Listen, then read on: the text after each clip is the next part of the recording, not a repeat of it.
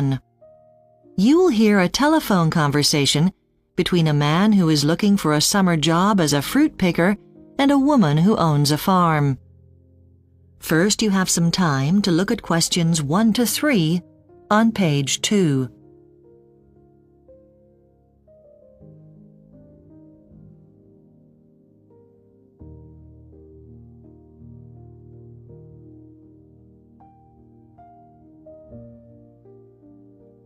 Now we shall begin. You should answer the questions as you listen because you will not hear the recording a second time. Listen carefully and answer questions 1 to 3. Manor Farm, hello. Hi there. I'd like to apply to do fruit picking this summer. Oh, hello. I'm Mrs. Chandler. My husband and I own Manor Farm. Let me take some details. I'll just get a form to fill in. Hold on. Sure. Sorry. Right. Your name is? It's Ben Miller. And where are you from? I'm from the USA. Fine. Can I ask your age? I'm 20. You only take people over the age of 16, don't you? Yes, that's right. Are you able to work in the UK? Sorry? I mean, do you have a visa? Oh, yeah. I have a thing called a blue card. It's valid until November. That's fine then. We'll need fruit pickers from the middle of June until the end of September. What's your availability? When can I work? I'd like to do July, August, and September, and could do October if there's any work then. Okay. Did you find out about us through our website? That's right. It's much easier than going through an agency. Before you hear the rest of the conversation, you have some time to look at questions 4 to 10 on page 3.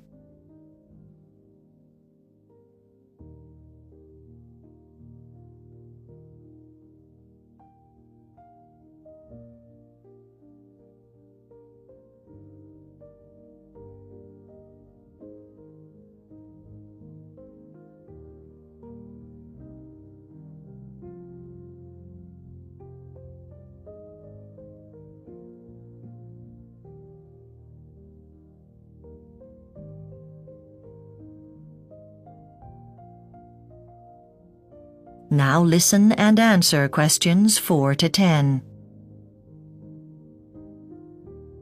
I see you need most pickers in September for apples and pears, but the whole picking season can last about 16 weeks.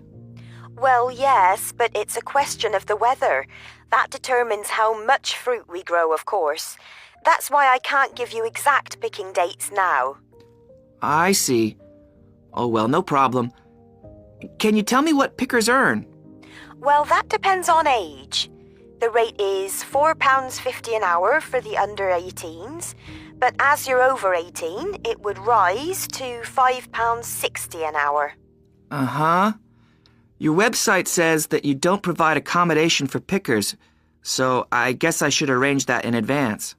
Yes, there is no accommodation on the farm, but there is a campsite about 15 minutes away. Is that walking distance? What do you think? No, maybe I should bring my bike to get around.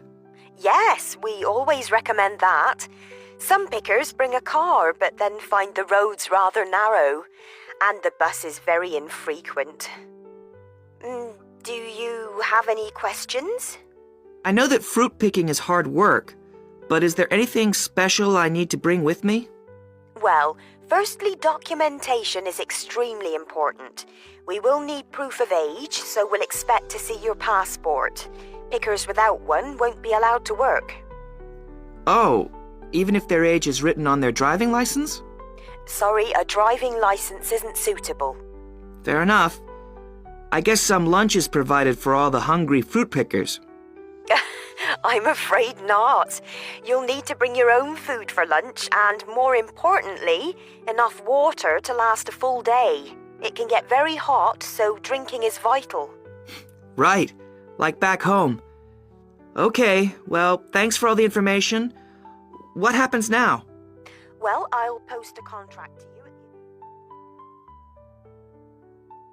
That is the end of Section 1. You now have half a minute to check your answers.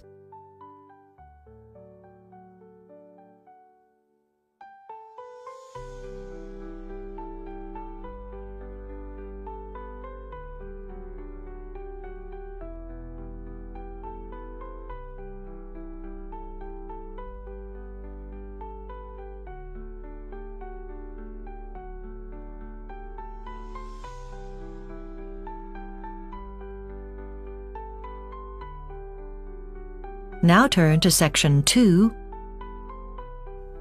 Section 2. You will hear the manager of a new sports center talking to potential customers about the facilities there. First, you have some time to look at questions 11 to 16 on page 4.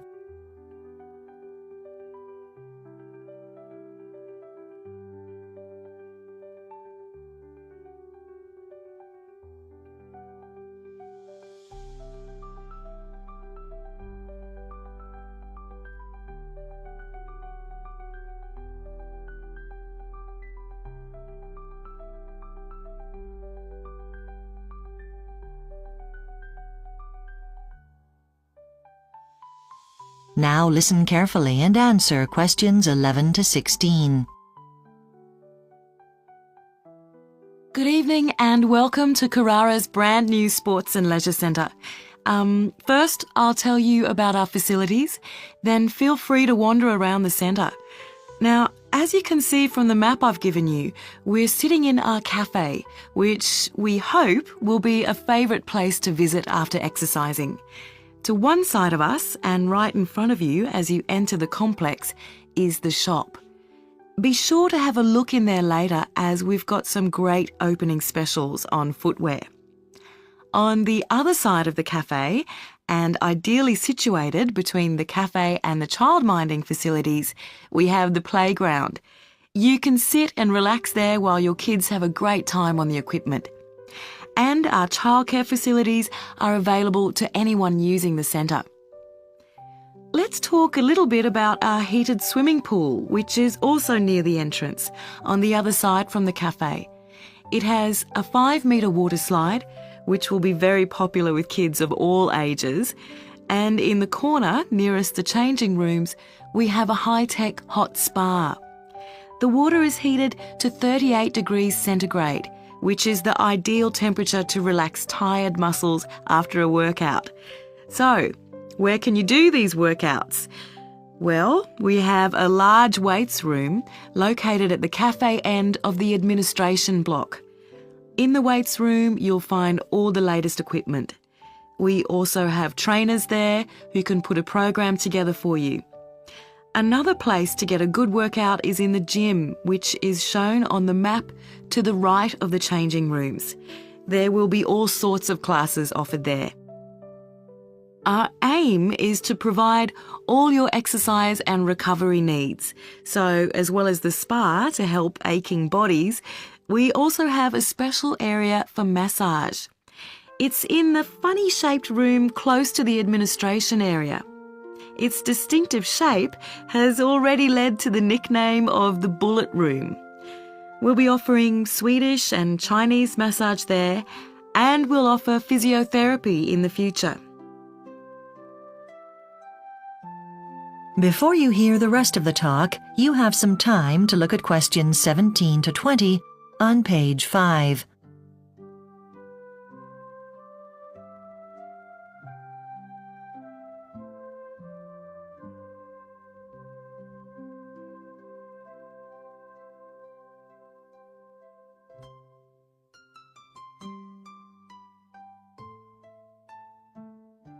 Now listen and answer questions 17 to 20.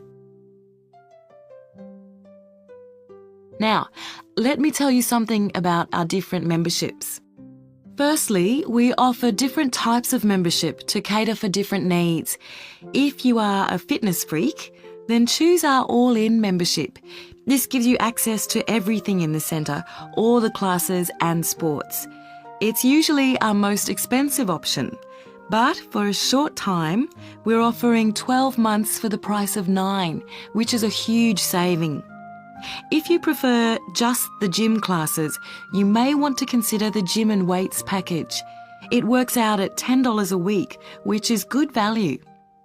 If you just want to swim, then we recommend getting a Swim Plus membership. With this, you have unlimited use of the pool and spa. The other package we've reduced for this month only is the off-peak. This is aimed at people who are happy to come at less busy times. And finally, we have the family pack. We believe in keeping the whole family fit and healthy, so this package works out cheaper than buying it separately. Your flyer has details of all the prices. So, anyone who signs up for a new membership tonight will receive 2 fantastic presents from us. We wanted to make these rewards something different from the norm. We could have just chosen a towel for you to use in the gym or some clothing from the shop, but we wanted to show our appreciation by giving you something special.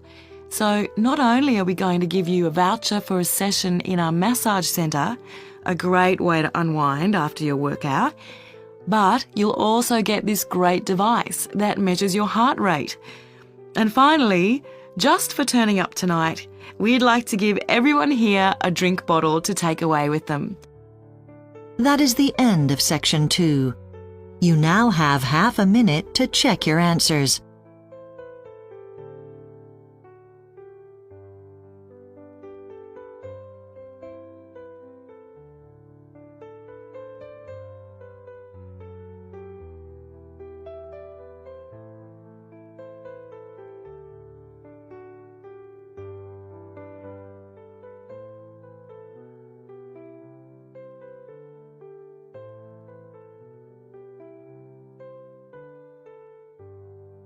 Now turn to Section 3.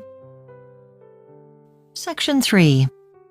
Following instructions from their tutor, you will hear 2 economics students called James and Anna discussing a recent survey about the cost of buying a house in New Zealand.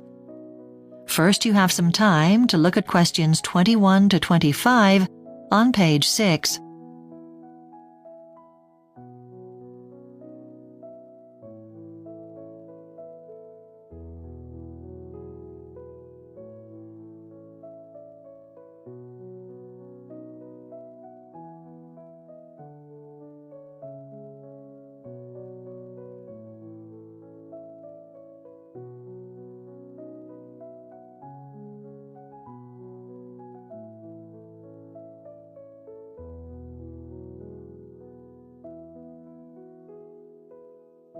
Now listen carefully and answer questions 21 to 25. OK, for this week's assignment, you're going to assess the value survey on house prices. What were the survey's findings? Was it a reliable survey? Work in pairs, discuss what you've read, and generate some ideas for the assignment. All right. Shall we work together, Anna? Sure, James. So, first, how did the value survey actually measure the cost of houses? Because there are lots of ways of calculating it. Well, it looked at all houses, didn't it? New and old. So it started with average incomes across the whole workforce and then worked out house prices in relation to that. I mean, to what people were earning. So it's about affordability, what people pay in real terms. There's no information about the size of a house a typical family can buy. No, that's a limitation. OK, then in the assignment we should give some background. I mean, what's different about the value survey? Yeah, there's lots of these surveys every year.